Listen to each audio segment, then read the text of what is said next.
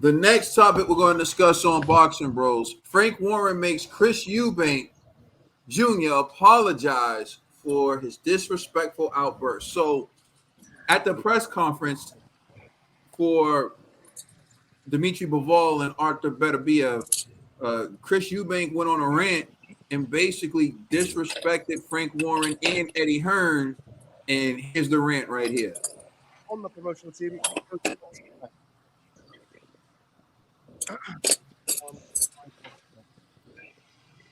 because every other out here is a scumbag. Let me bring that back. Because every other promoter out here is a scumbag. That's why. You know, we've got Frank Warren behind me, been lying and cheating his way through boxing for the last couple decades. Sued me for a couple $100,000 a few years ago, so obviously I was never going to go with him. Guy's a scumbag. Calais Sauerland, had me locked up. Speak up, I can't hear you. Calais Sauerland had me locked up in a terrible contract for the last few years, squeezing money out of me at every opportunity. Scumbag. Eddie Hearn, Frank Smith, they did everything they could to try and make this fight against Conor Benn still go ahead. Still go ahead. Why don't you fight Hamza Sharad, scumbag? After knowing that they, that he was on steroids. Scumbags, I would say the only. The only promoter that I know for sure isn't a scumbag is His Excellency Turki Al-Sheikh. This is a man who isn't trying to take money from fighters. He isn't trying to use lawyers and accountants to lock fighters up in slave contracts. He's a man of God. He's a man of religion. That's what's most important to the people of Saudi Arabia. He just wants to put the biggest fights on, the best events on, and pay fighters what they're worth. And as a fighter, it's a blessing to be a fighter at this moment of time, because this is the first time we've ever had a promoter like this in the history of boxing. Ben Shalom's a very cool guy too. So you heard basically what Chris Eubank Jr. said. He said that all the promoters are scumbags except for Turki Al-Sheikh, and he's not trying to lock fighters into slave contracts. And he said Ben Shalom's all right. Frank Warren was not happy. So here's when they had to shake hands, and at the end of the press conference, they do the face off and people shake hands. Look at Frank. Frank was giving him the old Larry Merchant. If I was 50 years younger. That's Brick Top right there. Frank Warren turned into Brick Top in that moment.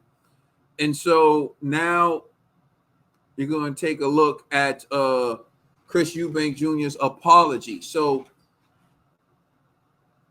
apparently Frank Warren made it known he will take legal action. And, of course, he did sue Chris Eubank Jr. before, and he won. So Chris Eubank Jr., I guess, did not want any smoke in the courtroom, and so he apologized. He said, following today's press conference for the historic Riyadh season event on October 12th, I would like to retract my inaccurate statements and offer my apologies to Frank Warren, Eddie Hearn, and Kyle Sutherland. I now wish to focus purely on boxing in preparing for a huge fight in Riyadh next month. Frank Warren responded with his own statement, and here's what Frank Warren had to say. I accept Chris's apology and retraction. I, too, have said things before and apologize to him also if any criticism of him has upset him in the past. I look forward to seeing him compete on this huge Riyadh season card. We look ahead to some potentially massive bouts in the future. So that's what Frank Warren had to say. So Trill Dollar Bill. Recognize. That's basically all I got to say right there. Is basically recognize. Frank Warren makes him apologize for disrespectful outbursts. You know how I gotta say it? Just recognize a real Don when you see one. That's it. That was my only reply to that. You know what I'm saying? Was for that. Was recognize a real dog when you see one. So a major difference between Devin Haney and Frank Warren, for example, is Frank Warren's a promoter. He's always in the professional lane.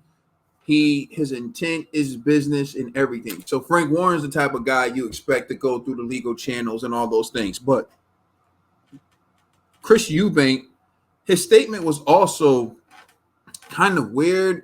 It's almost like he took an opportunity during a press conference where everyone's showing solidarity and unity to kind of throw shots at Frank Warren and Eddie Hearn and all the other promoters associated with the card.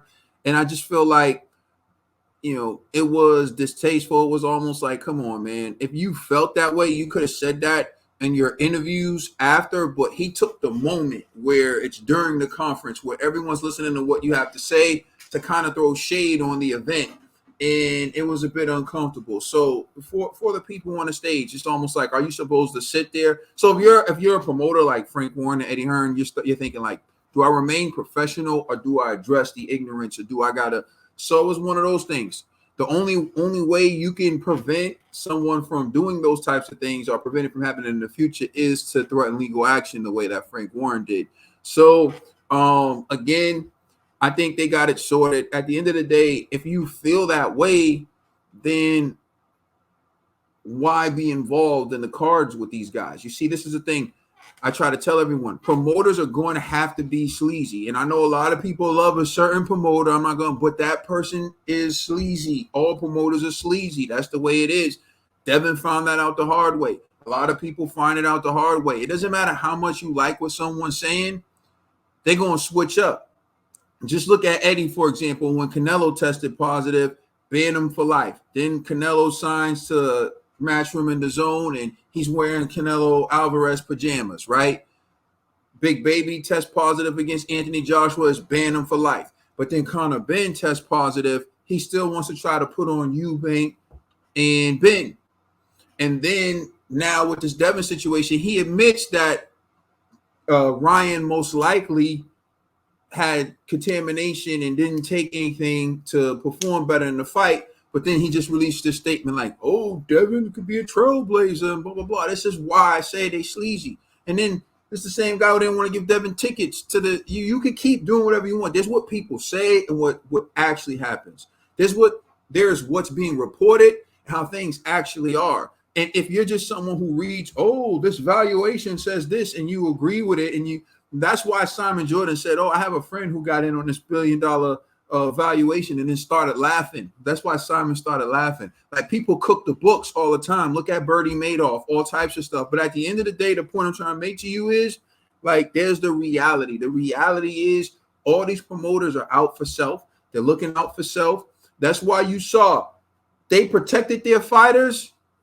They protected their fighters, right, when they needed their fighters to win and they needed to present something. Once Turkey started paying them, started paying Frank and started paying Eddie at the expense of their fighters, like, yo, win, lose, or draw, you're going to get this money. They started selling their fighters down the river. They started throwing all their fighters into tough fights because at the end of the day, it's about their bottom line. And that's what I'm saying. It's a sleazy game. It's a dirty game. But at the end, they all out for self. So thank you for watching. Please like, share, subscribe. And remember, you can check out the podcast on all major streaming services. Check out last week's podcast if you can. It got 2 segments on there that wasn't on YouTube. All right. We are the Boxing Bros. You got those exclusives on there. You got those exclusives. That's right.